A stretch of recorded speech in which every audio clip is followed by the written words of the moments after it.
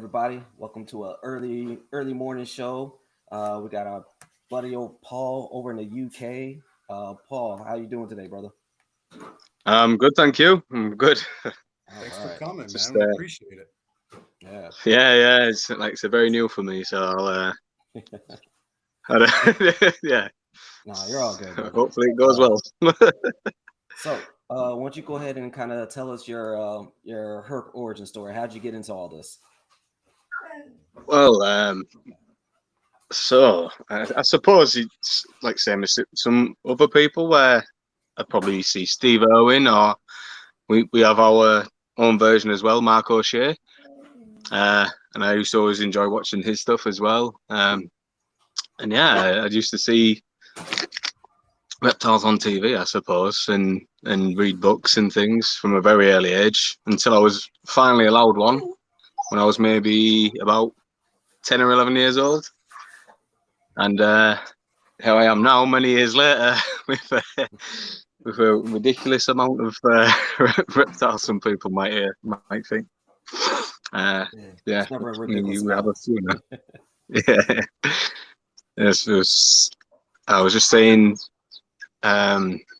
So we keep a lot of Strophaurus, keep a lot of Nephurus. So that's pretty much where we started the a bit more of a serious gecko like breeding journey, like with the Aussie stuff. So, but now over the past maybe 6 years or so, we started keeping a few other things. We've got a Guernsey depressor. We've got two types. We've got the coral bays and we've got the silverheads. They're both really stunning. And also we've got some Abronia aurita. They're really nice. And Mexican cloud forest alligator lizards, for those who don't know. And we also keep a couple of really nice groups of Ouroboros cataphractus, the armadillo lizards. And they've been doing really well here, which is nice. We've been producing a couple of babies past few years, so it's it's a nice achievement to get that far and do something like that. How do you find keeping reptiles over there in the UK? Do you think that your climate makes it any more complicated than it would be anywhere else in the world, or pretty much the same thing? You guys just have your It depends, I guess, like who you are and what you know. So I'm a joiner by trade. I build things. I make things out of wood. So I'll see if I can show you guys quickly. So I built this. Can you see the outbuilding? yeah. Well, very Oh nice. wow. Damn. I built this, and I'm working on a walk-in terrarium here. Very California style, very LA-esque. Is it? Yeah. I like it. I'm a carpenter too. I'm a carpenter by trade. Oh, awesome. Yeah. But so you'll know the advantages. Like you're not shy of building anything, doing anything yourself. You know. Yeah, and if you know about structures as well, you know about insulation. So obviously your climate can get very cold, but actually past few years it's been really hot. So what obviously as a reptile keeper for many years and a joiner for many years, I understand. So the issue is with reptile keeping, where obviously temperature is a big thing. Like so, you need to prevent it from being too hot for some species, and you also need to prevent it from being too cold for others. So the whole outbuilding that I shown you there, it's made from something called structurally insulated panels, or SIPs for short, and they're like 100 mil thick walls. It's basically like a really thick piece of insulation, like polystyrene. This one's graphited polystyrene, and it's sandwiched between two sheets of OSB.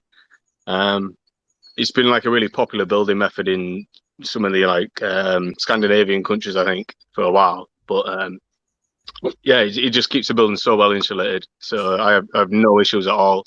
It stays up to temperature in the winter, and it doesn't get too hot in the summer. So it's really good. The Aussie side's all pretty much finished. It's like my Australian nursery, and the other side here, it's actually a divided wall, and that's going to be like a colder rainforest species. And then a few, Nice. I've got an aviary for keeping foxes and things off, a few outdoor things that I'll be doing as well. And stuff. So, yeah, busy, constantly busy. Yeah, constantly tired. Constantly. It'll be nice when everything's built and done, and I could actually enjoy it. Something else to do then.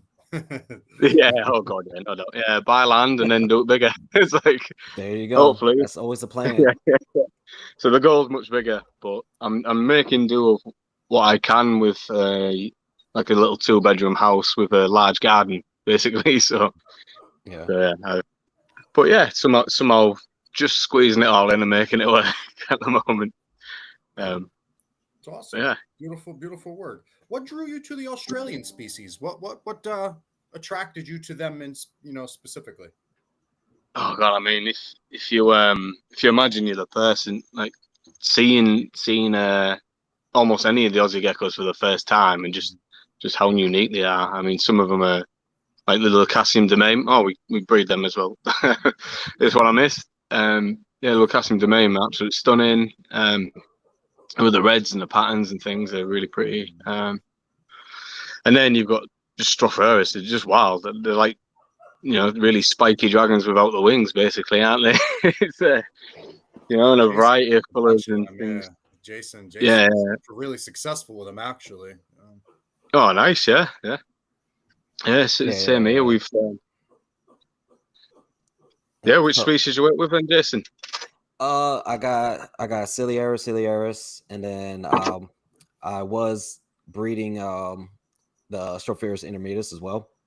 I traded that one to my buddy Wyatt over him and Landon. So yeah, I know Landon well. He's a really nice guy. Yeah. Good kid.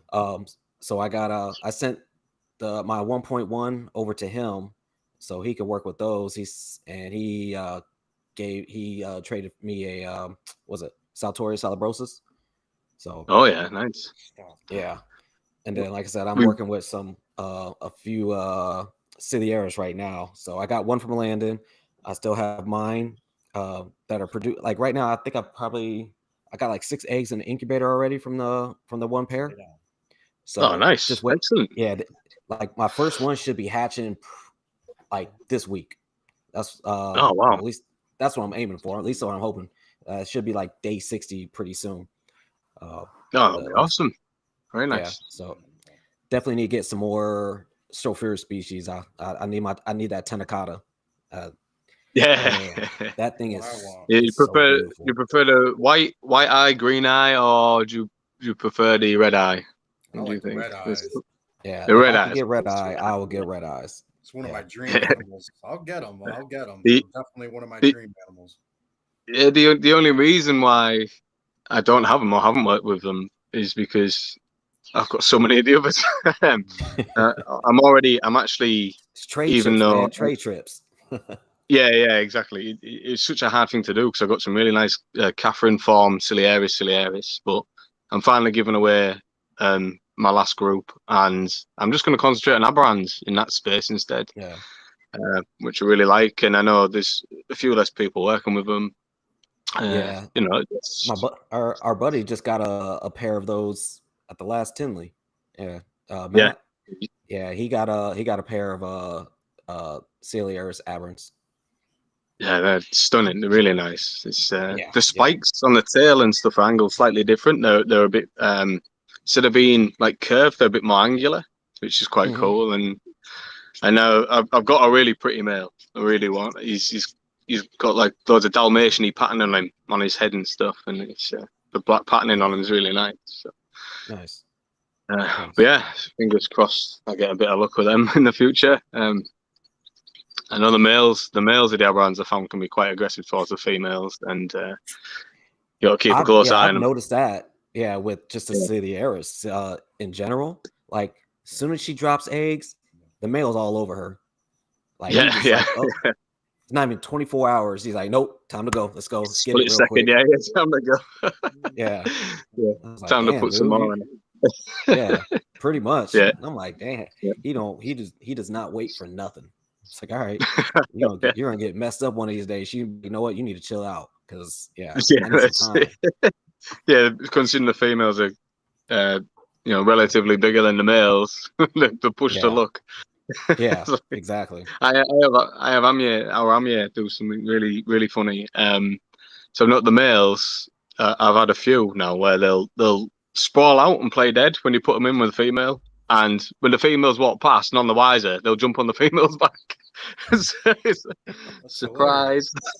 I'm on you. That's really funny. Yeah, sneaky. Yeah. How do you keep your geckos? Do you do like you keep them in glass, plastic? Do you do a bioactive setup? How is your animals? I'm trying to push to try and get everything into some sort of terrarium. Okay. But I guess I'm trying to get things in either PVC or polypropylene. If I had to pick and had everything in one material, it'd probably be polypropylene, just because it's bomb-proof. Like it's welded together and it's lighter, and you know when it gets, if you accidentally knock it and it doesn't scratch, it doesn't snap in half. And I've noticed with PVC it can be quite fragile. Although it looks great, looks really good. I've got my big Stropharis wall up, if you like, the nursery where I'm raising them. But yeah. I think in an ideal world it'll be polypropylene with glass fronts, so the fronts don't scratch either. Because you know you work with desert species, and all it takes is a tiny grain of sand on your cloth when you're wiping them down, and the whole front scratched to pieces. So, yeah. So let's go ahead and talk about some, because we came here to talk about some Pachydactylus Rangei. So what's their where did they come from? So they come from the Namibian desert, or Namib desert, people sometimes say. It's on the south end of Africa, and yeah, you've got two types. You have which is not many. Well, it's a recent discovery, I think. So you have the inland one, which is more inland, and it's a bit larger, and they are more striped in resemblance. Like they almost have like virtually no pattern, like quite bright pink, and often have like a yellowish golden tint to the back along the dorsal and stuff. And then you have the coastal one, which is quite a bit smaller, but they can get big still. I found here and they're marbled. They're more of a marble color. They have like this really marbled brown patterning over the top of the usual bright pink colors on the back. But, is that so for those inlands? Is it just because they're around a lot more? They have a lot more opportunities for food. That's why they're getting a little bit bigger. Is that like? Is that what they're saying about them? I'm not sure. I'd have to wander out there myself, I suppose, one day and see. But yeah, it's like I said, I do get some marble ones getting pretty big, but I think when I see them, maybe the inland one's a bit longer. Okay. Yeah, it's. And which ones are kept mostly in captivity? Is it just the coastal ones? Yeah, probably they're probably the ones which are being found the most in the past and have been brought into captivity the most, I believe. Yeah. Okay. Yeah, the marbled ones. Okay. So what kind of, so for those coastal, what's the climate over there for the coastals? Even though it's suggested that the coastal, they won't be on the edge of the coast, I'd imagine, because they rely on a very, very dry sand, very loose substrate. The key to keeping them is totally dry sand at all times. They actually have a very delicate and absorbent skin. And this skin, if there's too much humidity or if they get directly too wet, they can actually swell up and die. Oh, wow. So yeah, they're sensitive to high humidity, but it's very easy to not do that. They require like a light mist in the morning. But if you imagine like when you squirt yourself with some aftershave or something, just really light. And I usually just spray along the walls really quick and just let them lick that up, and it does the trick. You're spraying manually, or no misting systems? Yeah, I do have a battery powered sprayer for doing everyone, and I can turn the nozzle really tight so it lets out a really fine mist. So I can do that and just go, and literally like half a second's worth of water on the back wall, and then that's it. But yeah, really delicate. I dare say you could probably, and I might toy with this one day, set them up on a fogger where it comes on for a short period of time at dawn, which would be nice.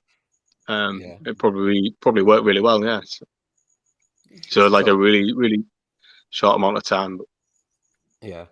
So with the their common name is like the web-footed gecko, right? Yeah.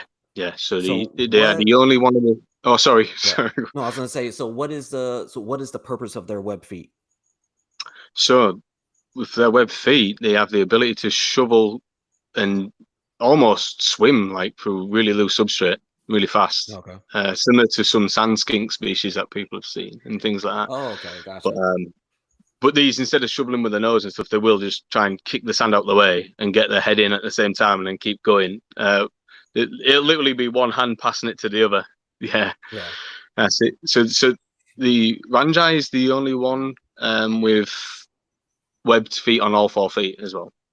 Yeah, so because there's another one that only has it on the back 2 feet. Yeah, Vanzili, I think it is something like that. I'm not entirely sure on the pronunciation, but yeah, Vanzili, they're really pretty, and people in Europe, there was a couple of friends in Europe who were working with them quite well. I don't know what's happened since. You don't see many about now. Yeah, I mean, you don't see a whole lot of Pachydactylus in the hobby. Like it's yeah, it's like one of those dying species. Like if I mean, we had the chat with Frank a few weeks back, and like few breeders stop working with them. Next, they just disappear because not everybody wants to work with them. No, yeah, it's crazy. This is why I think it's really paramount that people do work with rarer stuff, because like you say, it's just so easy for it to just be gone and not available, and you never know when that day is going to come where the country says, right, you're not getting any more. So which happens. So and then that's it. It's done. And the more rare stuff. Yeah, and the more rare things that we have in the hobby, the less likely people are going to be inclined to go and continue saturating the market with like the overcommon stuff, the overbred stuff, which can end up in rehomes and things, or just not really looked after.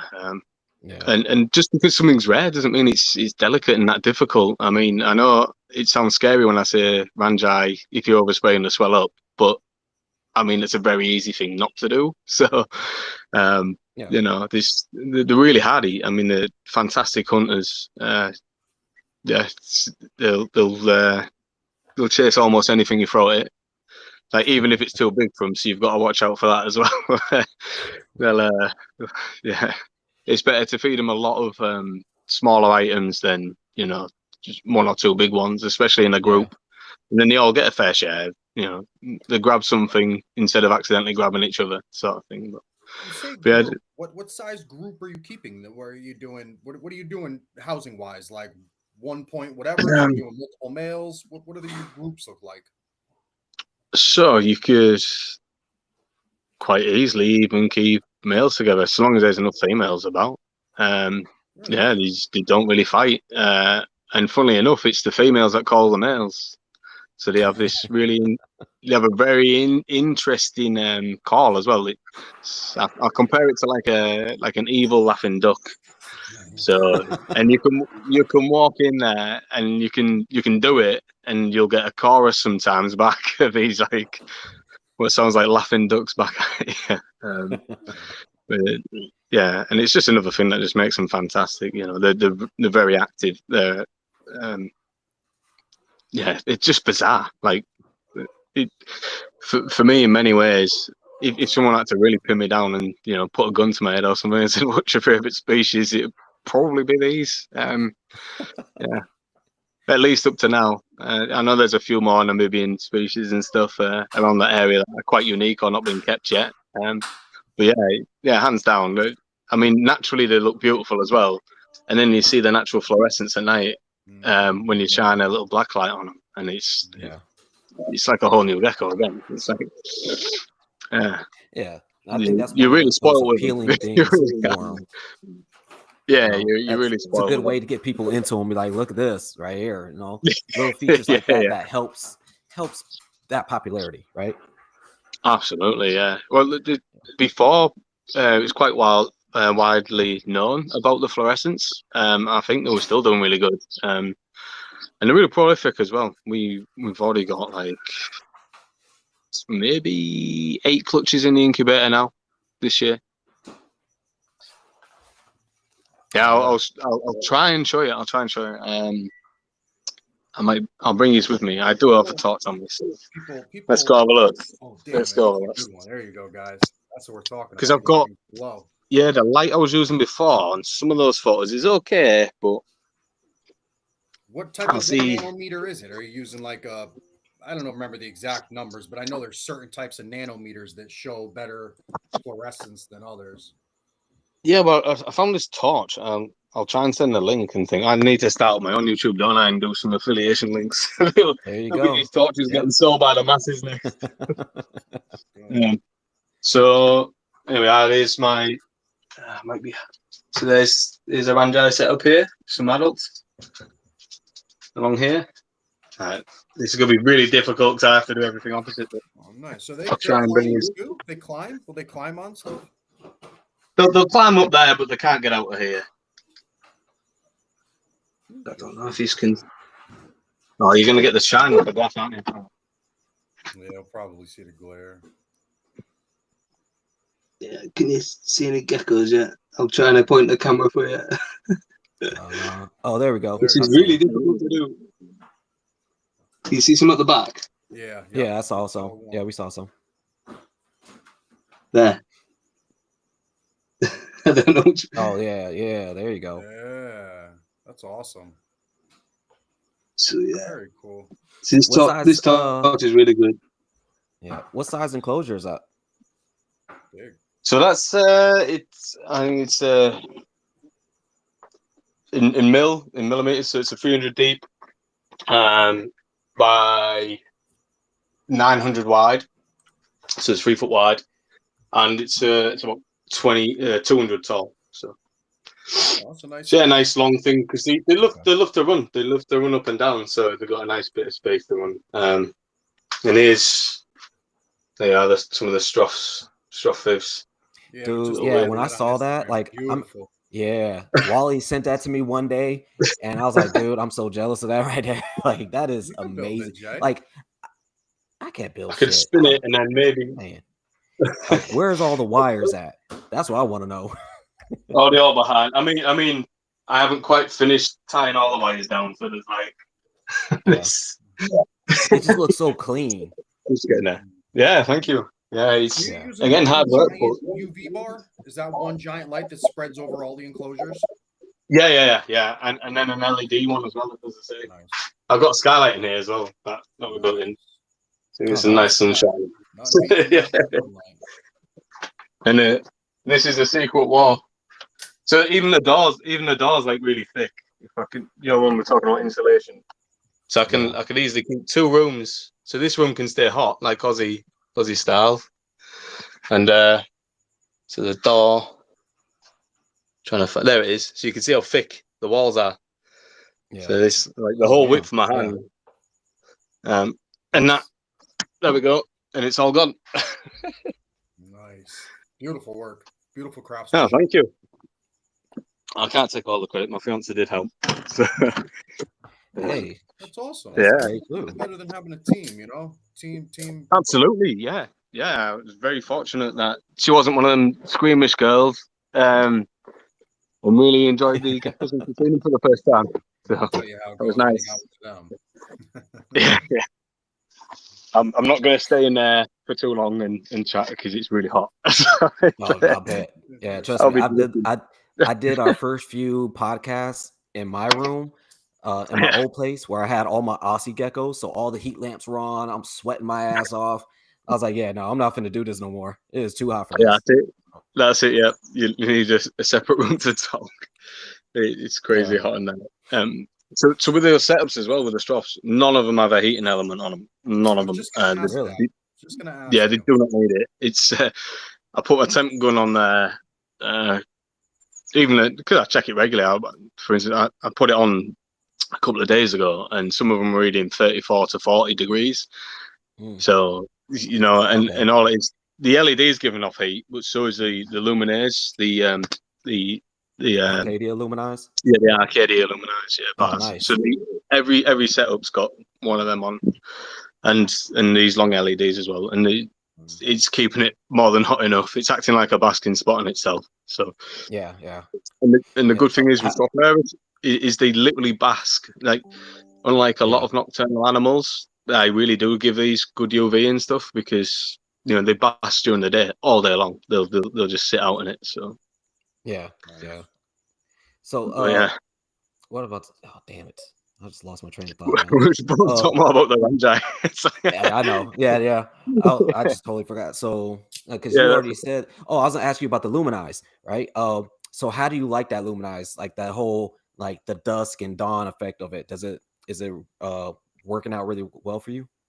So it's actually Bluetooth, which that's a pain because you can't keep an eye on it, from a distance sort of thing because it's Bluetooth. But you can set the intervals, and if you do it right, you can have it'll gradually come on and gradually come off. The big issues I've found for it is for my Abronia, where if you imagine, so they live in high altitude, so these guys get in intervals, they get really strong UV where they're from because it's high altitude. It's like when people go skiing, they come back sunburnt because they haven't put any protection on the face or anything. And it's so with the Abronia, I put them on the highest percentage luminaires, and I'll have it dim and so it's stronger and weaker throughout the day in different intervals as if it was acting like cloud cover. So it works really well. So it works really well for stuff like that in particular. But yeah, you do sometimes have to faff around with them because sometimes you'll I've come downstairs at an early time in the morning or something, like, oh, the light's still on and it shouldn't be, and it's like somehow reset itself. So but I found that's happening less now, like when I first installed them and did everything. So I don't know if they've updated the app or done something, but it's definitely a lot better now. That's happening like once every 5 months or something, but before it was like quite frequent. So do you have the Rangei? Do you have the Luminize? No, I don't. I just have regular Arcadia lights. My question is, so you probably know this though. So one bulb, right? Say I buy a Luminize and it's a 12%. I can, in theory, make that 12% UVB only emit 5%. Like I can just set it lower and it'd be 5%. Yeah, it'll be difficult to say exactly what percent it'll be given out because I mean the best way to always detect that is using a UV meter. Yeah. So you knock it down. If it says 5% on the Bluetooth app, I still would. Yeah, I wouldn't presume that means that it's now giving out 5%. But do you know what I mean? It'll be giving out 5% of power to it. Yeah. But I guess in theory you could. Yeah, in theory you could definitely work it out to try and give you less at specific times. Yeah. I never knew that. I always thought that it was just, if it was 12%, it just gave off 12% no matter how dim or bright it was. I don't know why I thought that, but I just had this assumption that it was 12%, 12% all the time, not figuring that you could lower the power, dim the light, and get less for exactly like you said. Animals don't get the same UV index all day. It spikes and lowers according to the sun's location in the sky. So it's brilliant that you can do that. I didn't know that. Damn. Yeah. And apparently, all of these, your tubular, your T5s and things, they've always had the ability to be dimmed. It's just the technology that goes with it or something. So Arcadia have made the fitting to make it do it. So you can actually use. Hopefully they won't get upset with this, but you can actually use different bulbs with it because once you've got the fitting, you can then say, well, I might give the Exoterra one a try and or something like that, and snap that in and give that a go. Because all you need is the fixture, the luminized fixture, and put a different UV bulb in there if you wanted to. Exactly, yeah. Okay. Very. I'm sure Have you Arcadia loves guys- that one. Either you tried those new Yeah. Well, they still might sell the original product more. So we'll see. Yeah. Have either of you tried the new Repti Sun bulbs? Those new Zoom Ed. I hear Zoom Ed came out with a new UV technology too. It's not a system, but it's a bulb. But I've been hearing really good things about it. No, I haven't. I'm No, still it's not. working on. Well, I mean, I do have Zoom Ed bulbs, but not that one. Yeah. I just got a regular. Which one is it? I think it's The this one Repti back here for my Suns. stropheres. Yeah, those are the ones I use. But this new stuff, I'm dying to talk to someone that's used them because I hear I saw what's his talk name? to Jack. Who? I'll have to get someone. I know someone called Thomas. Maybe he can help. He has a big a whole thing on lighting and stuff. And he I does. know you're talking You've probably about. seen his channel. I've seen his YouTube channel. Yeah, he does some really good stuff. Yeah. Oh yeah, he'll nerd out about UV and lighting and stuff for a very long time. Works for Arcadia. No, he does he's like a third party, so he does testing on stuff on all these like reptile lights. Yeah, he'll tell him if he's happy with it or not, and whether it needs more tweaks, stuff like that. Apparently, I think he did a lot of work on the recent Exoterra stuff, so he can tell you an awful lot about that. Exoterra, did they bring out a new LED UVB thing? I think Exoterra. Yeah, they did. I thought it was Zoom Ed. I thought Zoom Ed. Yeah, Exoterra they brought out the LED UVB lights where you can control the modes of them and everything like that. I have those. I have two of those. I got the third. I have both of them. I mean, they're cool, but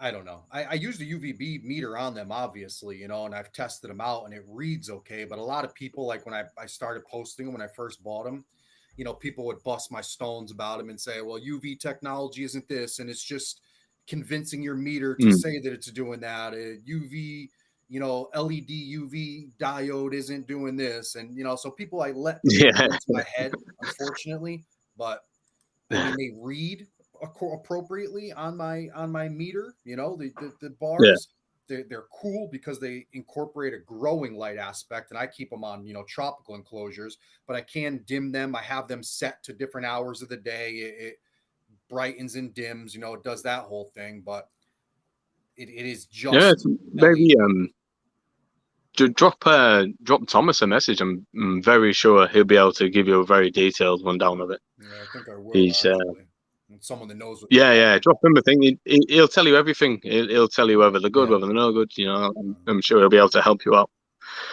I'll send you the link to that one, to his YouTube channel. Yeah.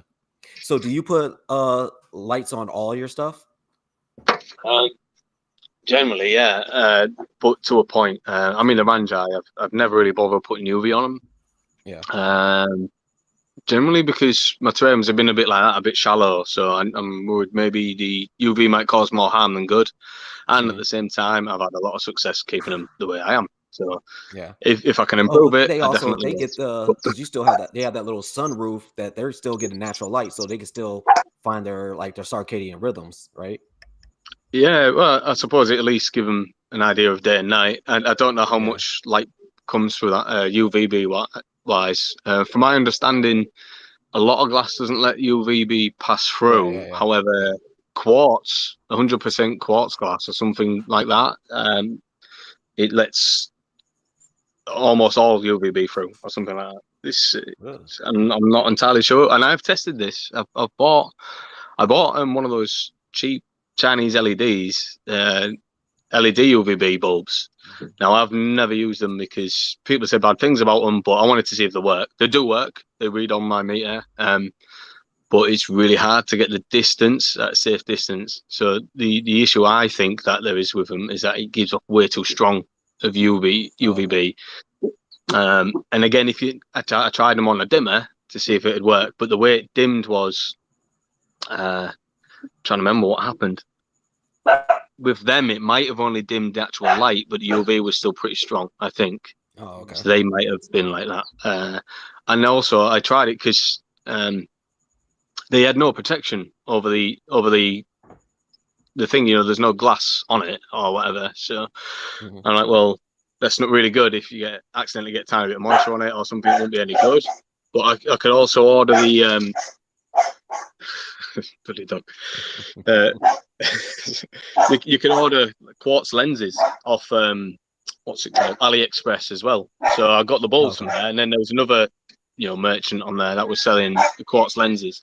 So the quartz lenses which fit, and yeah, the UVB passed through it perfectly still. So, there is the stuff there. There is the technology there, but I think you got to be careful and make sure whoever's selling the products, whatever brand they are, whoever they are, that it's tested and all that stuff. So this is why I literally bought one ball just to see. Yeah. Myself. I knew I wasn't going to be fitting into anything yet. I have them, I bought the meter, I like to do experiments all the time. I'm always experimenting. And truth be told, I don't know how to tell if an animal is or isn't benefiting, right? Because I use them and the animals bask. My animals aren't dying. They're not getting burned. Yeah. They're not doing anything. So a few of them, the LED UVs, I was getting too strong of a reading, too close, so I had to pull them away. That was the only thing that I found to be a little strange, is that they would give an outrageous reading if you put it right on the LED. So I gauged it. 2 seconds, Anthony. I'm going to put him inside. He's going up on one. 2 seconds. I will. Go on, then. Well, while he's gone real quick, I do want to give a shout out to the Rattlesnake Ranch. We went there. Me and my girl went there yesterday, and it's a nice facility. So it's a rattlesnake and it's a canine training place. Apologies. No worries. I was just plugging some of the rattlesnake stuff that I went to go check out yesterday. So what they do is, like, if you want to take your dogs there, and you get to the dogs get to train with rattlesnakes, knowing what a rattlesnake is, stuff like that. Saw a few people go through it yesterday, and what they do, they kind of like muzzle the rattlesnake, so it will still do a little S stance and everything, rattle, and it'll strike, but it's not going to bite them, right? So it's pretty cool. And then you also get to do, and it's just to train the dog. My dog would eat that shit, man. Oh, boy. Yeah, and it's training the dog to, like, no, you leave this thing alone, type of thing. But dude, so many different species of rattlesnakes in that thing. Great, from all the way from the West Coast to the East Coast and South America. He has Where was this? Like maybe 45 minutes away from me. What's the name of the town, though? Do you know the name of the town? Oh, Cave Creek, Arizona. Yeah. Cave Creek. But yeah, no, definitely it was cool experience. Cody's a real cool dude. So they were telling me, like, yeah, if you do this, you get an hour tour. If you do this one, it's like a 3-hour tour, and people explain a lot of different things. Take out rattlesnakes. He had Gila monsters there. He showed he had like where all his babies were, all the rattlesnake babies, all the, like, yeah, dude, it was so much shit. Like, it was crazy. Like, there was some dope like, I think our favorite one was like the white speckled locality rattlesnake.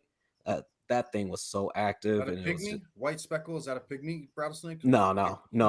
It's just a regular one.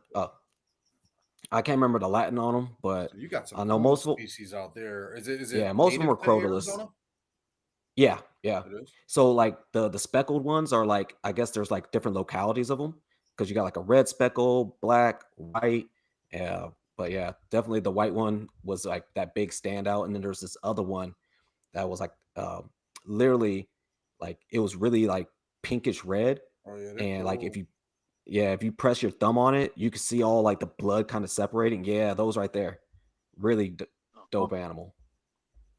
Very cool. But yeah, definitely. If you guys are ever in Arizona, go ahead, check it out. Ah, nice. Yeah. Do you keep any snakes, Paul? No, but I used to work with a few. I've had carpet pythons. I've had a couple of royals in the past, but they bored me a bit. Yeah, I'll get some stick for that. But yeah, I mean, come on. Yeah, and the type I definitely consider again is the Boiga cyanea, the rear fang species. Oh yeah. They're really cool. They keep you on your toes. They're really fast. They've got a really long strike range on them. Yeah. And I managed to breed them. Yeah, I managed to breed them. I was really young. I was like maybe 17, but the female kept dropping the clutches off a branch. So unfortunately, nothing hatched. She did this a few times, and because I was the only one in the UK, I was like, I'll give them to someone a bit more experienced at the time. In the end, but they were really fun. I absolutely loved them. And to be fair, they were a challenge. Everyone has a similar issue with Pachydactylus, you know, you'll never get them feeding, all this stuff, but you always got to ask, well, how hard has someone tried? So what I did, I can remember I'd try and, because I was also trying to, get them to strike at me less, and they did, and this works. So I'd hook them out, get them out as gently as I can. Sometimes I'd use a branch, so it seemed a bit more natural to them rather than a cold metal hook. So if I had a long branch, I could hook them, put them in a big tub, and I was having to grab them and just push the like wrap pup or something into the mouth till they bit onto it. As soon as they took the bite, I would quickly close the lid, turn the lights off, close the door, go out the room, and then this way they got no distraction. They had no threat in the room anymore. And it worked. I'd come back in, the wrap pup was gone. So it was a good I'm glad it worked. And they got really big then after that. They got huge. I mean, the female, I remember a pet shop now and again, he'd have stillborn guinea pigs that he never sold. He'd just freeze them and say, oh, you can have these as food. And the female was taking them down, and these are big. These are like the size of your phone, you know. The stillborn guinea pigs, and this female, skinny species. Supposedly, she got big, and she was scary, but cool. Yeah, nice. Yeah, I really enjoyed one of these it. days. And I'd love to get me a snake. Yeah, I'd love to get into like snail eaters, slug eaters, all of the weird stuff. That's me. Yeah, So that's cool. Yeah, I love the weird stuff. If I could get one that eats crickets, I'll be great. Yeah. I know that there is one. There is some. Garter snakes would. Garter snakes would take crickets. Yeah. There's a couple different ones that will take crickets. So I'm absolutely. I might be on the lookout pretty soon for those. If I've seen a lot of people keeping the snail eaters, like you said, the snail eaters and egg eaters. Actually, I've been seeing them kind of. They're cool as well. We had some at our pet shop. I saw them the other day. Really? They had like two egg eating snakes. You'd have to source quail eggs, but I guess you can buy quail eggs. Like most. They sell them at my shop. Higher end grocery stores, you could get them. You can buy quail eggs. Yeah. They sell them at my reptile shop. See, there you go. Oh, nice. Oh, yeah. Have you seen the one that I think he discovered it? So it's Leonardo DiCaprio, the actor. He found a species. You need to look it up. So the species of snake that he found, it is ridiculously stunning. Its eyes literally look like rubies. It is crazy. Wow. It's like white, yellow, and red all the way down, and it is one of the most beautiful, serpentine species you've ever seen. It is fantastic. Nice. It's something cool. I'm sure if you just type that in, it'll come up. Is he into reptiles? Mm-hmm. Yeah, it must be. I think he's created something to like sort of protect them or something. I'm not entirely sure. And I was just so mesmerized by the picture. It's from the Himalayas, I guess. So DiCaprio's Himalayan snake has a doomed snout, gray collar. Let me see a picture of it. Wow. Have you found it? It is. Yeah, that's it. Oh, wow. That is the one. Look at that. It's ridiculously nice. Yeah. It's ridiculously nice.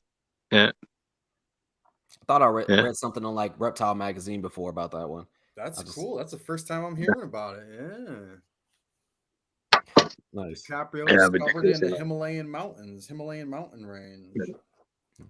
So it'd have to be things like that, and again, if I was getting into frogs, I obviously love glass frogs, Philomedusa bicolor, the really big waxy monkey frogs. Yeah, they're just brilliant. I just love how grumpy they look like a bunch of like miserable, lazy politicians, don't they? They're fantastic. I love frogs. I feel so funny. Yeah, and then you want to look at obviously rain frogs, breviceps. I think fantastic. Obviously hard to obtain, or no one's really kept them going properly yet, I don't think. But if there's other stuff which is really cool as well. So if you look up Calulina species, which is like the rainforest type of rain frogs from Africa. Now some of them are, again, look ridiculously nice. So they look like stubby little boglins like the rain frogs do. But they're like a bit more warty, a bit more bumpy skin, and they have like bright yellow colours with black stripes and these like turquoise eyes. So it's again, just brilliant species. I think the thing with them is their brumation. You know how they bury themselves so deep. It's like you'd have to really mimic that process, whatever. Absolutely, or whatever to get them to breed and live. Really deep substrate. Yeah. I've done a ton of research on them. It's just getting the ones that I want to keep is the key. Yeah, exactly. Speaking of that, so for these Rangei, is there any specifics that you need to do, like as far as like cooling down, brumating, and then like getting them back up to like absolutely. They will not breed if you don't brumate them. If they do not go through a harsh hibernation, they will not do anything. Like Strophaurus, I don't know if you found that. If you don't hibernate them, they don't do anything. It's so again, and I pretty much hibernate them the same as them, and almost at the same time, and in the same room. So all my adults, they'll stay together in that one room, and that'll get pretty cold, all the way down to maybe like 14 degrees, and then 14 and then give them about right. Yeah, Celsius. Yeah, Celsius. Okay. Yeah, sorry. I always Celsius, so I couldn't tell you what it was in Fahrenheit. Yeah. So it's good that it's a good job that you say like, oh, because there could be people over there that go 14 Fahrenheit, and then like frozen gecko. That's what they're gonna have. Yeah. So that's like it's like 57. Yeah, 57 degrees Fahrenheit. Yeah. So you decrease. Yeah, like what would 14 degrees Fahrenheit be like? -3. But yeah, so it's a good job. Temperatures? Are you dropping, the hours of sunlight as well? Or you? Yeah. Absolutely, yeah. So again, I'll drop like an hour a week or something until I get down to like maybe 6 hours. 6 hours, I think. And then so at the coldest, so once. And I usually drop the temperature as well, like a few degrees, 3 to 4 degrees each week, until I hit that cold spot. So where everyone's down to like, roughly anywhere between 14 and 16 degrees daytime. And then I will keep them cold for, up to 8 weeks, and then start cycling them back in again. So usually, I start to heat things up mid-January, and then by mid-Feb they're all mating and doing the stuff.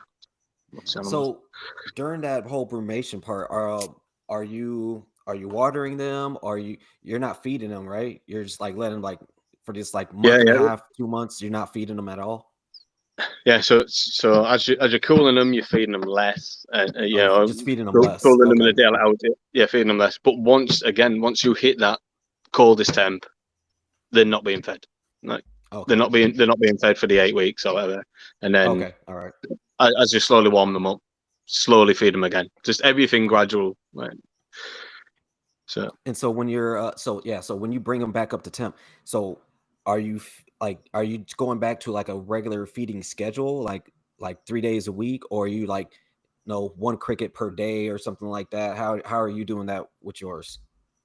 If we're talking about Rangei specifically, again with them being in groups, I'll always offer them. Regardless, I'll always offer them so they're getting at least, if you imagine like medium small size crickets, so and I'll make sure at least each adult's there's 2 crickets per each adult roughly. Okay. When I put them in, so everyone's got an opportunity to eat something twice without accidentally grabbing each other, sort of thing. So, but yeah, again with the whole wintering and brumation thing, it's so just like when you're cooling them down, the closer you get to the coldest temperature, the less you're feeding them. Until they're at the coldest temperature, you're not feeding them anything. And then as you slowly warm back up,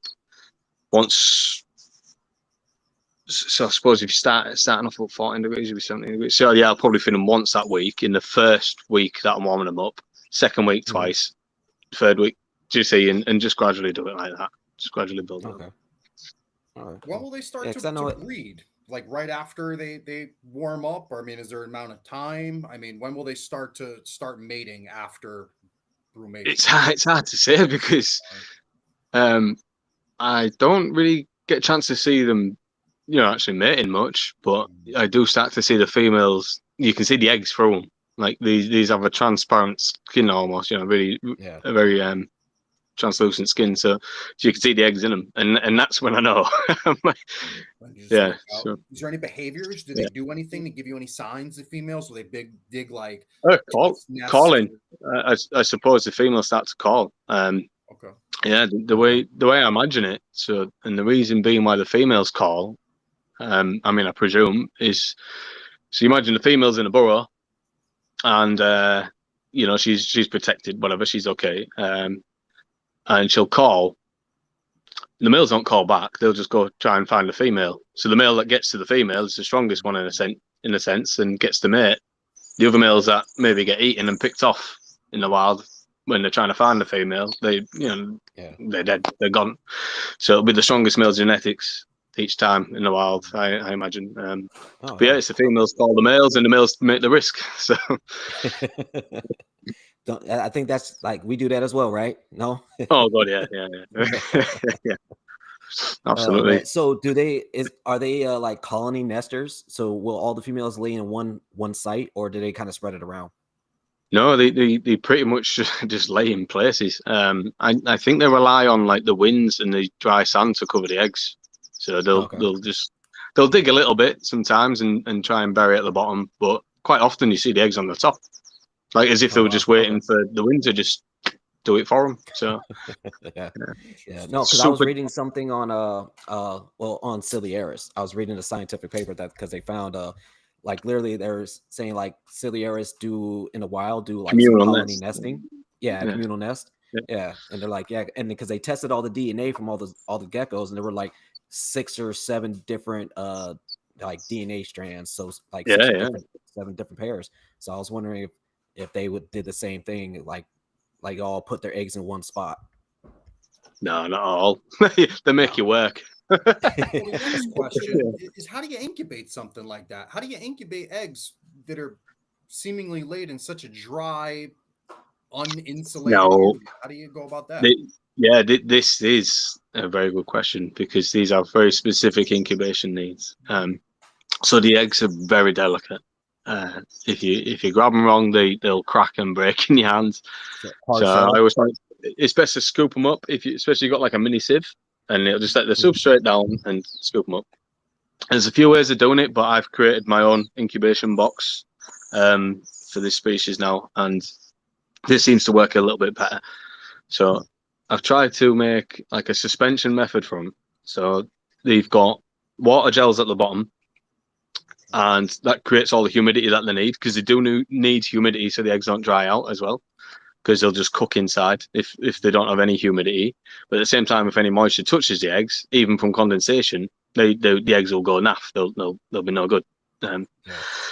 So you've got the water gel on the bottom, and that the water gel is better than putting pure water, because again it eliminates the risk of accidentally splashing them. And getting loose water. So I use water gel beads. You can find in like planting media and stuff to keep plants and stuff. Great idea. I don't see anyone over here doing that, to be honest with you. I don't know. I've never even thought of it. And I have. Yeah,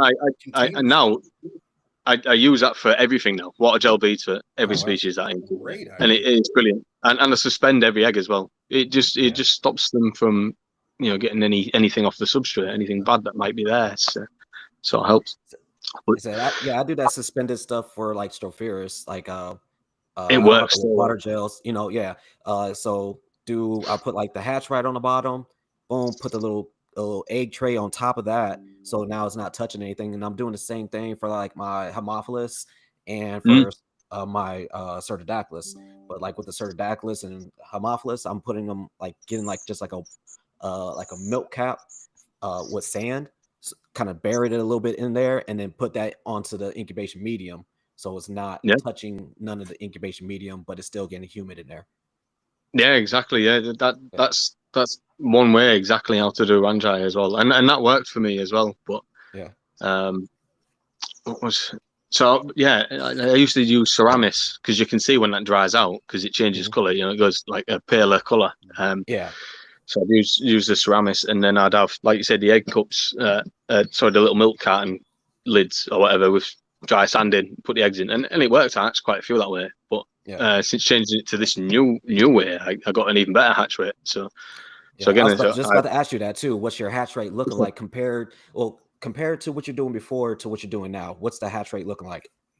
Yeah, so I'd say before I'd maybe get like maybe 70% hatch rate, and now it's probably closer to 90. So at least 90, maybe more. But yeah, really, this year will be a bit more of a full test on it because I'll be putting every egg in this way. See, before I was doing it like half and half because I didn't want to take a big risk and a gamble in case this didn't work. But yeah, it worked. Everything I seemed to put in the new method, it seemed to work a bit better. So what I've done is I've got some plastic egg crate as well and created my own suspension bit. So because the egg crate was too wide, the eggs would fall straight through. So what I did is I meshed underneath it. So I glued the mesh to it, to the bottom of that. And then I put Ceramis all over the top of it. I do have like a little, I used a clear plastic straw to make a little spout. So humidity and water can go up through the spout as well and circulate around.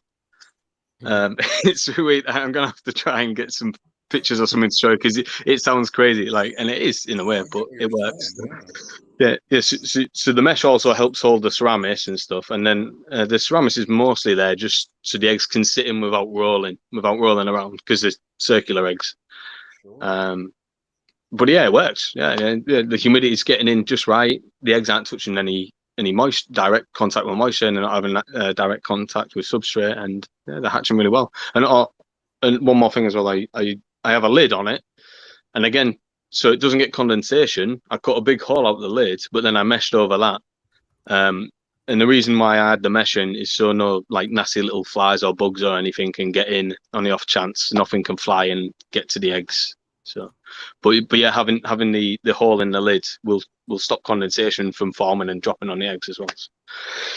Very cool. Yeah. So yeah, it's a lot to take in. You got to be innovative when you're keeping species that aren't super popular. There's no run of the mill method like crested geckos and Caledonian things in general. It's an art. You have to innovate a technique, and that's awesome. Absolutely. Someone will prop up somewhere and they'll, after seeing this, they'll probably go, "Why don't you just do this?" And I'll be like, "Oh." Someone will have another method, and it'll be like, "Yeah, that sounds easier." As long as you're getting to that same destination, it doesn't even really matter, right? Oh God, yeah, absolutely, yeah. And you find many things work for some people and just don't work for you, and vice versa. Exactly. I've been told things like. This Strophaera species, you can keep even males together and they're fine. And then, I'm looking and mine are attacking the crap out of each other. And I'm like, well, not quite the case. Yeah. But yeah. It's all. How long did it take to hatch? Roughly. I'd have to check my notes, I think, on that one. Didn't really. I think it's quite a while. I think they are one of the longest out of the species we keep. So really? It could be a long time. I can. If I look at my notes, I'll be able to sort of see. That is a good question, and I wish I prepared for it. Like the other question is like, so, how long is the gestation period for a female, and like usually how many clutches does she usually give for a season?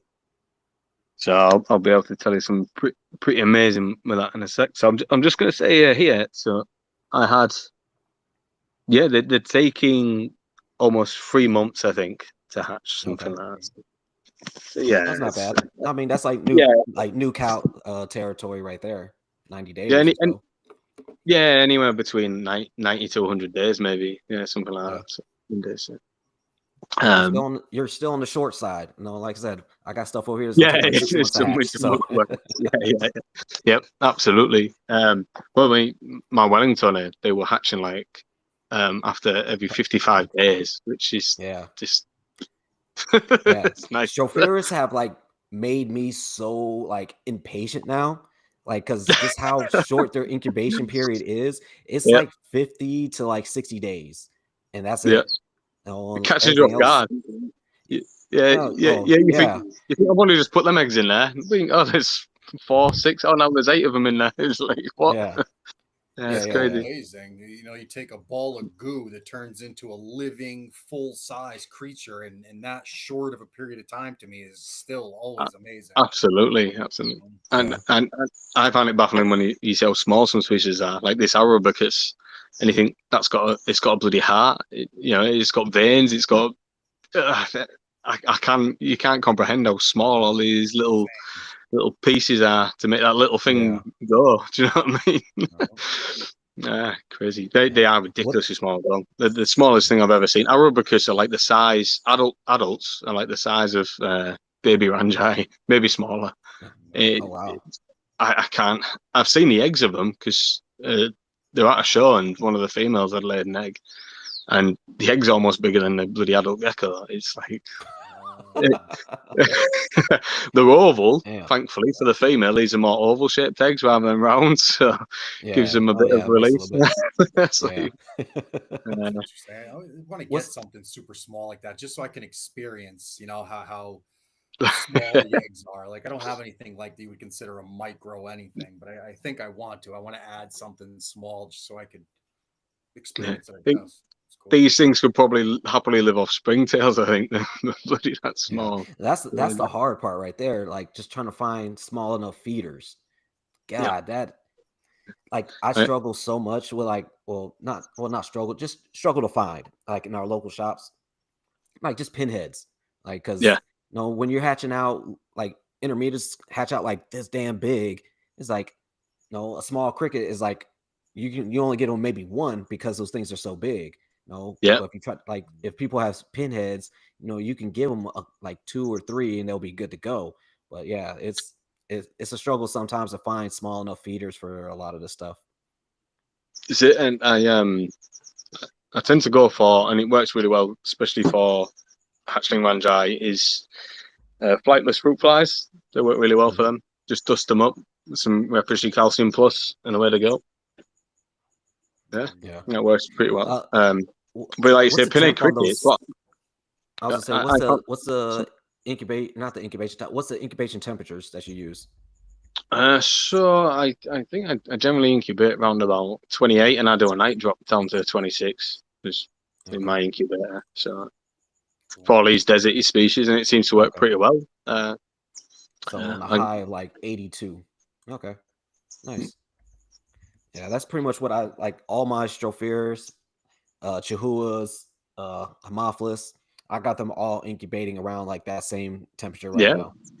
Yeah, it's very easy. Stropheres, it's like 50, 60 days. We'll see about this Haemophilus. Chihuahuas between like 70 and 90 days. It's handy, isn't it? When you don't have to have 20 incubators, but you've got 20 species. Yeah, exactly. I mean, eventually I probably will, like if I want to, because I don't. Well, no, I'm not much for the up and down, the fluctuation. I want like consistent temperatures for incubating. I like that. It seems like it helps me out a lot. What the hell? No, something's okay. But so for your babies, how are you setting them up? Pretty much like the adults, just dry sand. It's hard to say. They're just really simple. Like dry loose sand. Here's a point. So it's really important, I suppose, because again, just always consider that the skin's pretty delicate. So I do a little test if there's a product of sand, play sand, anything. I get a bit. I rub it on the back of my hand. If it feels really rough, then I won't use it. And a sand that works quite well, especially if you can mix it in with a smooth play sand, is Red Builder sand. That's really fine grain stuff. But again, you just got to keep it dry and don't let it clump too much because, like I said, they like to swim through the sand of it. You know, they'll cover themselves to the head with they have slightly raised nostrils, which will stick out the sand. You know, so they don't rely on burrows in the sense of like even other desert species where it has a lot of moisture in there, and you know that's what holds the burrow together, and you know, and things like that. I imagine a lot of the times there's sandstorms or whatever where they're from, and it's just blowing over them, and they're fine because you know their nostrils will just stick above the dry sand, and yeah. Nice.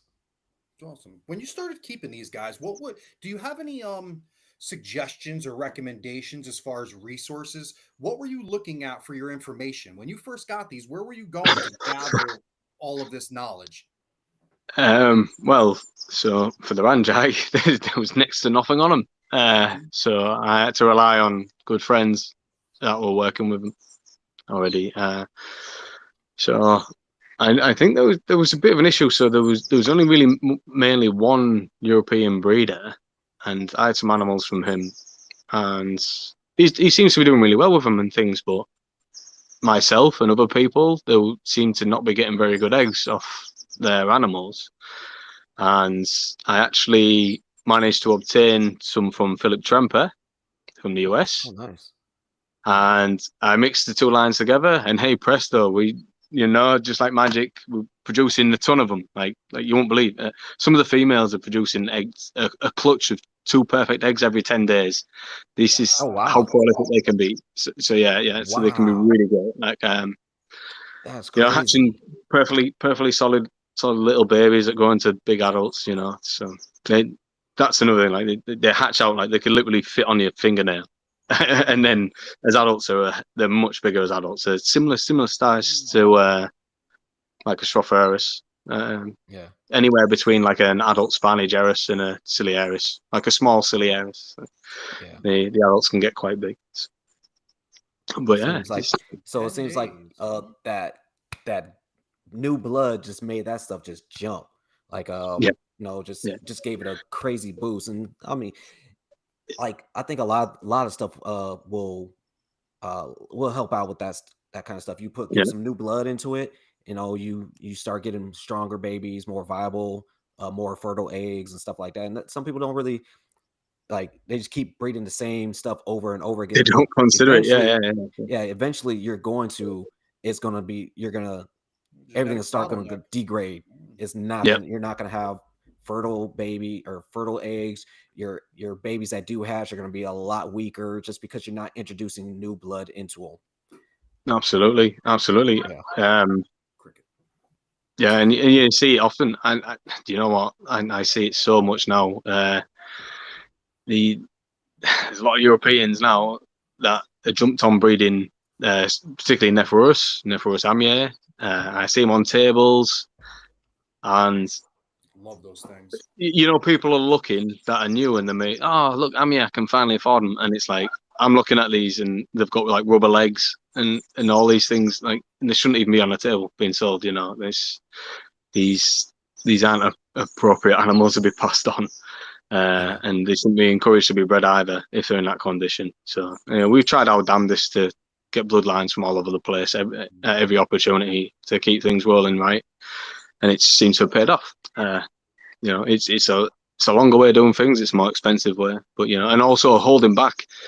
I always say you might produce all these animals now, but you never know what's going to happen down the line. So one of the best bits of advice I can give to people if they're considering breeding reptiles is, you know, keep your best ones back.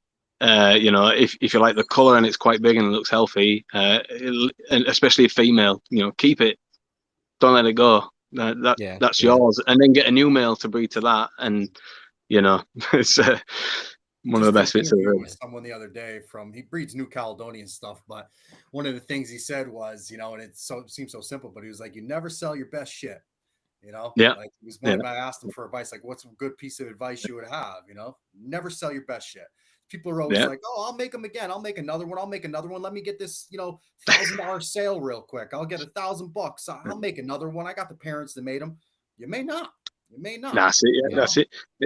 See, this was a huge issue with all of us, the latest breeders, was we did so well in the beginning. Like these, and a lot of people said the same thing. The first year breeding them, we hatched loads. We even got a good ratio of females.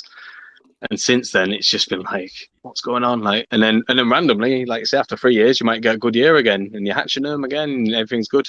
Well, we're wiser now, but you can't just sell them, and they can't just go to anybody either.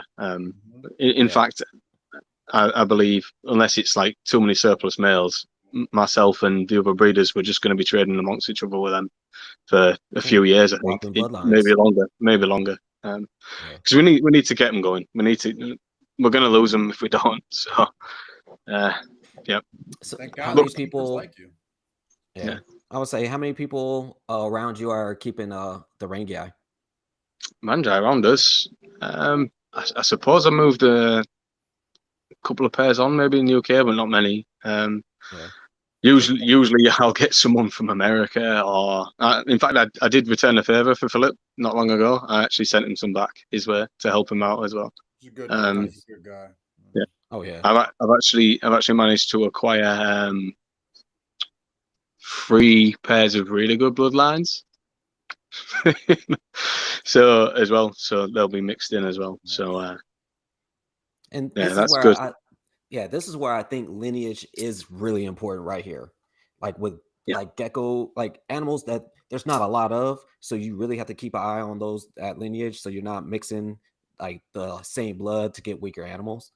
You know, like so I got like I have one of my strophears are from John from Gecko's Geckos, and then I have another one that's from Mike Tolbson from the Gecko Room, and then I have one from Joe Hupp, and then I have another one from Landon, which I think is from Phil Trimper. I can't remember, so I got to double check with him. But yeah, no, just making sure you have different lineages of that gecko to make sure you're not, like I said, creating weaker geckos. Absolutely. It's paramount in it. Yeah. There's nothing more important being a breeder than taking full responsibility. You know, it's you'll see it. This is kind of why I'm a bit anti-morph, I suppose. In my eyes, you're just breeding something weaker than its former self, and what it could have been. And I know there is. Exactly. I get it. Some people, they see something, it looks stunning, it's really cool. It's fine as long as they're doing the correct practices and there's no like backbreeding and stuff going on, to the parents and things. There is ethical ways of doing it, but ultimately still an albino is an albino. It's sensitive to UV, to light, all this stuff. So if you're breeding an albino species that needs to bask, you're not doing it any favors. It's for example. Yeah, definitely. Yeah. But so I was gonna ask you, so what kind of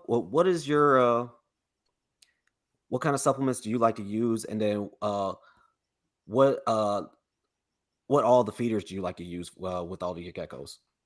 Mainly because the one of the best feeders is the banded brown crickets or silent crickets. They're one of the most nutritiously valued items you can feed, and they're a lot less prone to causing gout and urate infections and things. A lot of people don't know this, but dubia roaches, they can store protein a bit too well, and can end up causing urate infections and gout and things like that in geckos, and obesity as well, all that stuff. Well, crickets, again, if you're feeding them only protein, cat food, dog food, stuff like that, which you shouldn't be, really should be gut loading on more greens, leafy greens, and a bit of veg. I even throw in so I'll use spirulina, bee pollen, and it was a good friend of mine who actually he used to keep a lot of Aussie stuff here in the UK, called Jason Bernard. He used to be called Reptile Breeder, I think, online. but he's a really good guy, and he taught me a lot with the Aussie stuff. He's really and he used to sell his own brand of gut loader, and then told me basically this is what you want to use. So I've stuck to that, and it's done great things. So, but yeah, he told me all about spirulina, bee pollen, but I also add in fresh ginger and things like that. And nice. There is a fish food I'll mix in a tiny bit of. It's the full spectrum theremin A plus whatever. So it's got more vitamin A in it. It's got garlic in it. Apparently, garlic and things can help prevent parasites in animals, and it's I've never had an issue. I've never had an issue with worming or nothing, no parasites, nothing with my animals. So ginger too. Ginger has some phenomenal antibodies and absolutely properties. So if you don't, because I have to order my crickets in bulk because the amount of animals we have, so I have to get the big bulk bags and stuff. A good tip if you want to get rid of the smell, put some fresh lime in. It'll make them smell amazing. Don't stink anymore. Few slices of fresh lime and it's much better. Oh shit! I'm about to go get some lime after this. Yeah, good. Yeah. So cricket's in the main feeder, but I will add. It always depends what the species is. If it's big, like big amya and stuff, I'll even give them Pachydactylus beetles. The big grubs, some beetle grubs. They love to eat them, especially the gravid females. The Cataphractus love them. I put a video up before, and they'll grab it and just smash it about. They'll absolutely thrash it about. It's fun to watch. And obviously waxworms again for breeding females as a treat. Maybe once a week, a few. I definitely generally try to give them more of a balanced, healthier food items than too much of the the fatty spoiled stuff. It's a big thing that a lot of people miss when their animals are overfed and overweight, and they don't see the problems down the line. But I've seen it. Famine is much more natural. Famine and periods of not eating are much more natural for these reptiles than a full belly all the time. Absolutely. Yeah, and a lot of people don't understand this. They might see an animal that looks slightly thin and be like, "Oh, it's poorly, it's underfed." It's not. Just and then they'll show a picture of one which they think's healthy, and it's like you're like that thing's a mess. Like it's dragging its ass. Exactly. Yeah. Because I do remember. I was watching. I forgot whose YouTube channel it was, but because he used to feed his Ackie monitors a lot of dubias, and he ended up getting gout all over. Gout, and then it ended up passing away. So definitely, I can. I was like, I don't feed a lot of roaches or a lot of dubias just because they don't move. They'll get right under the gecko, and then the gecko's like, I don't know where it went. So it was like, fuck nothing. Like I'll feed like red runners every once in a while whenever I get them. Because like the surfers go bonkers for them. They'll chase all red runners are brilliant. Just doing slaps and stuff. They're definitely better than dubia roaches, red runners, and I've created a colony successfully before, but I just got too busy and accidentally neglected the colony a bit this time. Oh damn! They're not like dubias where they'll just expand on their own. You do have to look after them a bit, don't you? I've had dubias where I forgot to feed them for like 9 months because I stopped feeding dubias, but I still had a bin of them. Totally forgot about them, and next you know, them things are still big as hell. I'm like, oh shit! Like here, let me throw some oranges in there for y'all real quick and some greens, and they just tore it all up. I'm like, damn. Sorry, y'all. But like you say, again, dubias, they can be safe if you're just so strict with what you're feeding them. If you're giving them just nothing but veg and stuff. People give them dog food and things. It's like I don't even give that to the crickets. So no, I just give all fresh foods, and then I'll like mix in a little bit of bug burger, and then like spirulina, and then I got like I said, those what the hell are they called? The bee pollen crumbles. Pop that on there, and then I'll put that all on top of some fresh veggies. Let them go at it. Yeah, and you don't even have to be like overly like zealous with it. Like, you don't have to give this like perfect mix every time you're giving the crickets and stuff something. You know, now and again, just throwing a few washed carrots and stuff, and just that'll keep them going. You know, like and then just give them enough food to keep them hydrated. And live long enough so you can feed them off, so they're not all dead on the bottom of your totes. You know, that's it exactly. And then a couple of days before, you know, it's feeding day or whatever, or into your routine, you know, that's when you want to give them the good gut load of the good thing, so you know your geckos are going to get it. They're going to get the benefits as well. Yeah. So it's just once you get the time and the things right, it's all easy. So some routine. It's just Yep. Just like after this, my routine is I gotta go to the reptile shop, go get my stuff, go clean out bins, go clean out the what's called my cricket bins, put new crickets in there, put new egg crates in there, fresh veggies, boom, good to go. Tomorrow's feeding day, so boom, then they'll all get fed. That's it. Yep. So I was gonna ask you, so is there anything with like either adults or babies, is there anything that like people should kind of be worried about or keep an eye on? And again, generally, I find even as raising them, if you offer enough food items per gecko, they're not really going to fight. They're not going to really hurt each other. If you do have that inclination that something's going on, just separate them. You know, it's pretty easy. These things, when they're small, you can keep them in, you know, plastic shoe boxes and dry sand and a heat mat. You know, it's that simple. Sometimes that's just the best way as well. You know, just simplicity. Humidity is the issue. Not too much water. You can just absolutely pass the water and it tolerate anything. I mean, look at their natural environment. I mean, you got to be a hardy animal to live in an environment like that. Yeah. Yep. It's weird. Yes, it's exactly that. Like they are just adapted to be like bone dry. You know. So again, where you're at, it's pretty high humidity, right? Yeah, in the UK, I suppose. Yeah. So that's another thing that for people to think about as well. Saying, all right, you're in the UK, so it's really high humidity. Where I'm in Arizona, where it's bone dry, so it'll be a little bit different for me. So you're, so I was gonna say, like your room that you have them in, right? It's like not you're pretty much like almost dehumidifying that room, so it's not crazy. No, it's just right. I don't know how to say. Oh, actually, no, because you've asked a good question. There is an automatic extractor fan in there. If the humidity does rise above what is it? I think 40%, something like that. So pretty low. Then that whole, you know, with the young Aussie geckos in everything, all it'll just draft it out. So actually, it has been tailored for. Yeah.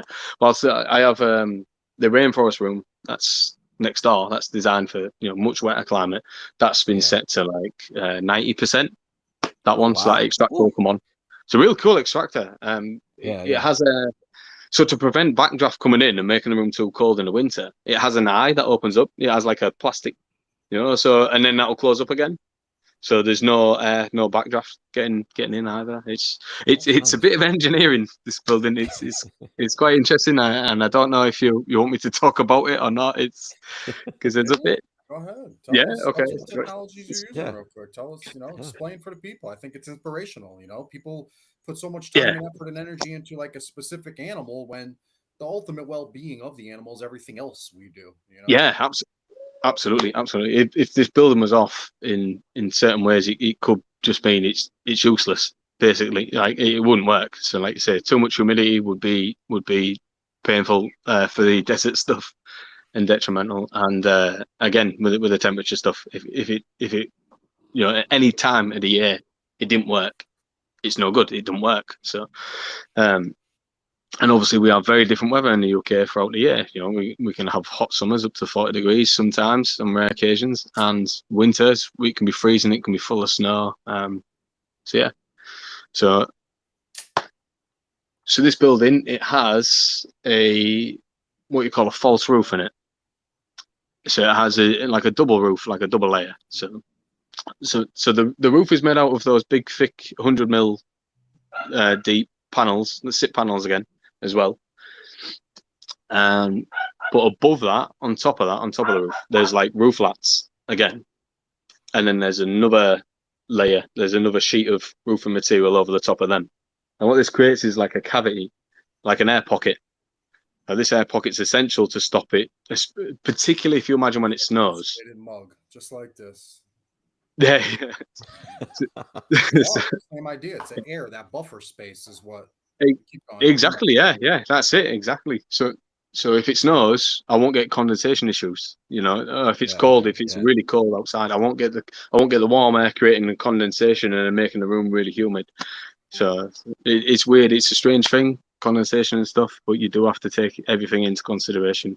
A lot of people build summer houses, even not for reptiles, and they end up the whole roof rots in. It just goes to crap, goes to like, you know, pulp, mush, because they haven't done something like this. You know, they haven't built this air pocket like you say. So basically this air pocket though, it vents right from the front underneath, and then it goes up into that air cavity, and then the air will run right out and down out the back as well. So it's always circulating through that roof constantly. So, Very cool. So yeah, that's a whole lot of carpentry I know nothing about. That's Ant's world right there. He probably knew everything you were talking about. Yeah, I'm like, it's just amazing when you build something for a purpose. Things seem to work out better. You know, if you take in, you know, a building, a structure that's already there, and you're trying to get it to suit a purpose that it wasn't built for, it's usually a little harder. When you build something with an idea in mind, it's amazing to me. I love it. You know, it's like when they're building a zoo, they're not just going out and looking for an area, you know, or a building, an old complex that would work as a zoo. They're building these enclosures and exhibits for a very specific reason, you know, to replicate a region, and everything that goes into building those different things requires different techniques and technologies. And you know, if you know what you're doing, and you know where to research and how to do it, and the technologies and materials and stuff available, it can be easy. You know, you just have to know how to apply yourself and have that objective in mind at all times. I mean, it's kind of like building an enclosure to the 10th degree. You know, you're yeah, absolutely. It's a lot of people run shy, don't they? Like someone thinks, oh, I'm not a builder, I'm not a joiner, so I can't do that. But you've got to think there's a time I went a joiner. You know, there was a time I went a builder, and you know, just teach yourself how to use a tape measure, right? A speed square, and maybe a couple power tools, and then everything else will come into play. Everything else will come into play. You'll absolutely, practice small and grow big. Yeah, absolutely. Yeah, it's. And I always say, you know, it's one person can do it, so can another. You know, it's as long as you've got the equal advantages, like you've got both working hands, you know, so then you know you can probably do it. So it's if you've got two hooks for hands, it might be a bit more difficult. I don't know. Desire and ambition will teach you everything you need to know. In today's world, with as accessible and easy as information is, I genuinely believe there's nothing that one person can do that anyone else cannot do. If you want absolutely, if you apply totally agree. If you want to, you damn sure can. Totally agree. I've always lived by that. Like, you know, if they can do it, I can do it, sort of thing. And it's always proved out. You know, always. I stopped bringing my car to a mechanic. I'm not a mechanic by any means. I stopped bringing my car to mechanics 15 years ago. I can't tell you how much money I've saved just being like, you know what, if these dudes are doing, you got the same tool set I have. Like, I gotta be able to get the information where you're getting it from. Why can I not do it? The only reason, the thing that would stop me would be specific tools for a job. And you're a builder, you know what it is. You know, to a degree, the right tools make the job. You have to have the right things to do it. And if you're willing to spend the money, do the research on those tools in the job, anybody could do anything. Like you people are more capable than society has allowed us to believe we are. Like we are capable beings. Yeah, absolutely. Yeah, like you say, the only limit you might have or something as a mechanic is like they can jack the car up on a big ramp or something, and you don't have that, and that's what you need to do. They're usually like the little things that where you've got to draw your own line, and maybe not try and jack your car up on a 20 bricks or something. I see, got buddies that have BMWs or like cars that are higher end out here. They would take them to the shop and $200 oil change or $1,500 to change 8 spark plugs. Like you could do you don't need nothing really special. Do it yourself. Like it's if there's things you can do, you should definitely do it. Definitely. You don't grow, do you, if you shy away from everything. Exactly, you do not grow. like you're saying, you leave with another talent. You set off on a venture knowing nothing, you'll leave smarter than you entered this new experience. Absolutely, yeah. And again, related to geckos, if I had the mindset where let's just stick where I started at, I'd only be producing Levis, and then that'd be it. So and for me, it just wouldn't be enough. It's what led me down to this path of all these other damn geckos. It's like, all right, started with Chihuahuas. Now I'm like all kinds of shit. Like I said, I just got a few different pairs. I just got those Pachydactylus Saklavas, the little Madagascan velvet geckos. Not little, them things are pretty big. The Homophilus, Certidactylus. They're the velvet geckos with the short faces, aren't they? Mm-hmm. Yeah, they're aggressive little buggers, aren't they? Yeah, well, not really aggressive. Like, actually, I mean, they're open baskers. I know that. Nice. I got one right now that's open basket right now because I moved their little heat bulb to just this branch. So now they have to go there just to go and bask. So the female is usually the one that's always basking. The male tends like to hide in the back, but they're not like they don't like getting sprayed. Like from what I read is that they're on the much warmer side of Madagascar and not like the real cool tolerant species. So I've noticed, like I said, she's always out in that heat trying to get warm, but I also think she might have eggs in her too, so she might be just cooking those eggs. Yeah, that's more with that. Yeah. Cool, man. There were species that grabbed me quite a bit. Those velvet geckos back in the day, a while ago. Yeah, they're really nice though. It's great to see people working with them because I can't work with everything myself, so it's really cool when I see. Sometimes I see people working with things where I like them, but it's nice to see someone doing it. Do you know what I mean? Sure. It's really cool. I mean, they're still in those parameters where I can still keep them okay. So like I'm like, if I could keep a Sycorae, a Europlated Sycorae, fine. I was like, okay, I could keep a good amount of stuff. Only where I draw the line is like with Abronia. Like I can't do Abronia. It's too damn hot here. I'm just not gonna even try. They're too expensive for me to really try. So I'll admire those from afar. Does it still get quite cold in your winters then in Arizona? No. Okay. This winter, like I could barely cool my room down. Like I couldn't get it maybe around 65 or so. I'm used to cooling a lot more, like I said, in the mid 50s. But this past year it was real quick too. Like I said, like my cool down was from like it didn't get cool until like December. Like it stopped hitting the 100-degree mark in December. Wow, that's crazy. Yeah. And that's so hot. Yeah, and then now it's already hitting triple digits again, and it's only April. But it's cheap for you to keep those other geckos. Yeah. Well, your heat source is off. Like I said, we were talking to Frank. I was thinking about like trying to make a cage for outside for like the Aussie geckos for like summertime and the fall. Stropharis would love that. They would love that. Yeah, it's just a matter of making it critter proof for the outside stuff. Yeah. So you don't want some cat or something to grab a gecko, right? Yeah, exactly. Yeah. So got to figure that stuff out, and then get that project going soon. So nice. We're coming up close to the end, and you want to go ahead hit them with the closer? Yeah. So I ask everyone the same questions because I like to see hear the diversity in opinions. But say a little kid saw this podcast, a 10-year-old boy or girl, and he said, I want to grow up and do just what you're doing. You're living my dream.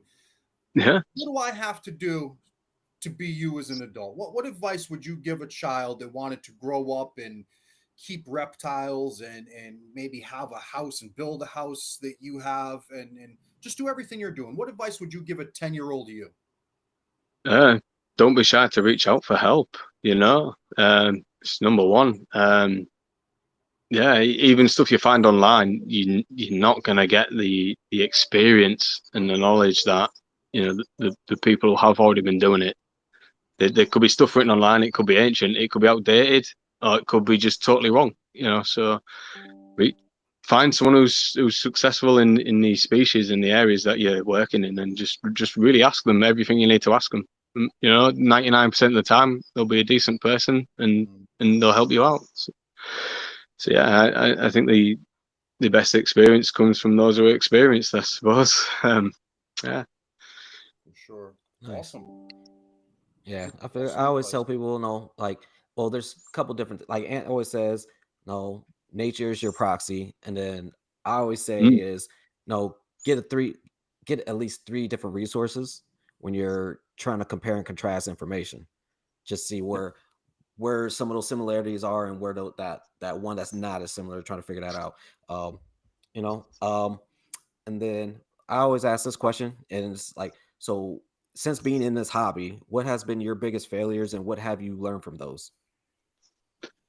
I suppose it brings me back down to stilettos. So my dumbest thing was letting too many go. Yeah. Yeah, you know, so I'm paying the price. We all are. We all are. You know, Oh yeah. stilettos breeders still paying the price. So yeah, it's going to take a lot of work to dig us back into that luxurious place where you can offer them out to other people.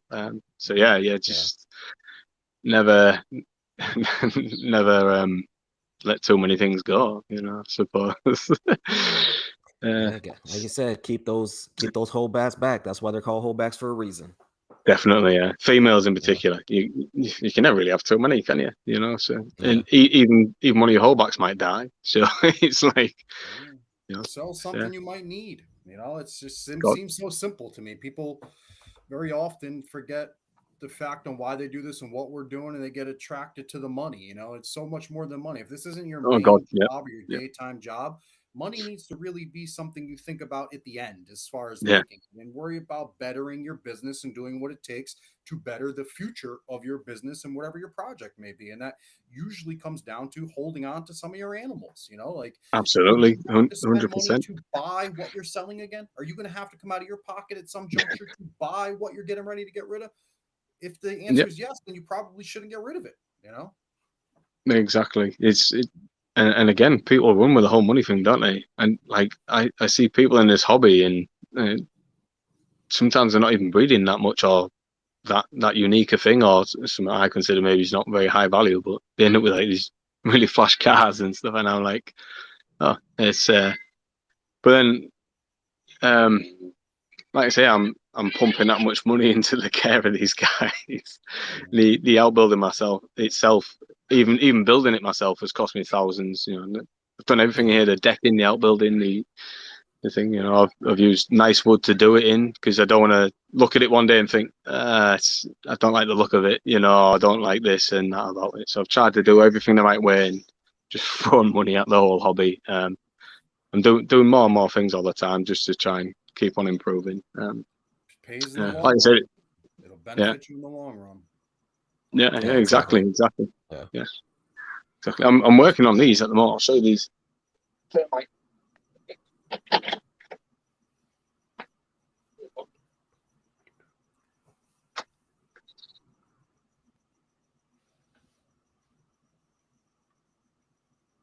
This is one of my. This is what the adult Stropharis are going to be in the groups. So I made like these termite mounds. Okay. Well, that's cool. Oh yeah. What did you make that out of? Is that foam? Yeah, it's spray foam, expanding foam. That's cool. Perfect too. Termite mounds, right? So I've got 9 of them. Nine Nice. of them I've had to make. So it's a lot of hard work, like you say. That whole rack, that stack, God, the amount of vivs. So there was 18 little vivs in that Aussie room, and then there's I think 12 bigger ones, and then I had another 12 stack for the terrestrial geckos as well, and then plus all the drawers. So like it's endless work. Yeah. So with those termite mounds, do you make like a little hole in the top or something for them to like go? Is it for egg laying, or is it just for It's a solid aesthetics? background. Yeah, it's just a 3D thing. Yeah, Okay. yeah. So something to Nice. it. I'm going to put on a nice like picturesque backdrop, and then have them just stuck to it and stuff. But, oh, nice. Yeah, I'm considering drilling a hole like in the center of some of them, and then filling that with like the same sort of substrate, so it blends in, and then they could use that bit as the nest box. So it's like a hidden nest box. Yeah. I was watching like a YouTube video a while back for Beachy Scaly Beast when he did his, and he kind of created like a little lay box in the back that looked like it was part of the background. So that's what I was thinking when I saw yours. And I was thinking like, oh, is he gonna do that? But no, like yeah, it's definitely gonna be dope. So where can everybody find you at? I'm just here on about. I'm not really a thing, I suppose. I'm just something that's existing. You have amazing animals, and you have a lot of experience and education when it comes to these animals, and I'm sure people want to talk to you and be like, hey, can I get your your info on this or your opinion on this? Yeah, I suppose they could reach out to me on Facebook or Insta anytime. I'm thinking about doing my own channel, but I've just had that much work to do, like the physical work, the building things, the doing things. So once that's chilled down a bit, we'll seriously consider and just put out full tutorials for people. I'll put links for the all of the materials and things for building things and doing things, and just do details. Need more channels like that. Definitely need more channels like that, dude. Like that right there is such a jewel for the hobby right there.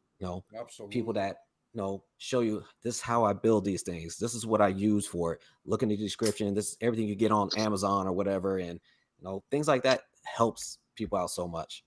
Because absolutely. Like I said, it alleviates that anxiety of what do I have to use? What do I need? Things like that. So if you're already putting that out there, it's like, look, click this link right here. This is what I use. Boom. And then just put it in their shopping cart. And now they can start building with confidence as well. I do have one thing that can help a lot of people, and certainly help me. There is what I consider the Gecko Bible, especially for Aussie keepers, and it's the book by Dr. Danny Brown. It is what is it? Australian geckos and other pygopods in captivity. I think that's what the book's called, and it's fantastic. I was fortunate enough; I managed to pick up a signed copy of the full Lizard book hardback. Oh damn! Nice. Yeah, very lucky. Nice. I just got a PDF of it right now. One of these days I'm gonna have to get the hard copy, but yeah, I just pulled what I needed. Like I said, I got the PDF, but I just pulled what I needed of like whatever geckos I was really interested in working with. So I just pulled all that stuff, boom, put it into a binder. Now I have like references to go back on. Like I usually like right before, like in the fall, that's when I start reading it again and start going back. Like, all right, what do I need to do? What do I need to do? Because it's like if you don't continually look at that information, you're going to tend to forget. You're going to get complacent. And absolutely. Like just like Frank said, that complacency, might bite you in the ass, later on because you're like, oh, whatever. I've been doing this for so many years. Keep on reading on that stuff. Forget something. Exactly. It's just a refresher. Refresh your mind, so you can get into that whole mode of whatever you're about to go do. So I will add, if you can, because there might be some copies left. I know he did release a second edition of the Gecko one. The Gecko and Pygopods. I mean, the range that's covered in the book is ridiculous. It goes from terrarium building and setups and stuff, and outdoor keeping as well. So it might interest you in that side of it. And anything from feeding, again, gut loading, breeding, illnesses, parasites, anatomy. It's ridiculous. Like there's stuff in there that you wouldn't have imagined would have been included in a book that's just about keeping them in captivity. It's almost like a veterinary handbook at the same time. It's crazy, but it's like I said, they call it the Bible. Yeah, the All-Sea Gecko Bible. Yep, definitely. Yeah, it's a big reference. It's a fantastic book. I'm yet to come by that book's, like rival or whatever, like something that can match it. So it's still well in date. Do you know what I mean? Like the information's still well up to date. Yeah, definitely. All right. Well, everybody, so we are out. Is next week Easter? I don't know. Yes. I think the end of the week is okay. it? So we don't have a be, I don't. So we won't have a podcast next Sunday, you guys. Like I said, Easter. So spend time with your family, and we'll see you guys on the next one. Everybody have a great morning, afternoon, evening, whenever you're listening to this. Please like and subscribe, and we'll check y'all out next time. Okay. Peace. That's right. Peace. All the best. Bye. Cool. All right. And we are good to go. I think so.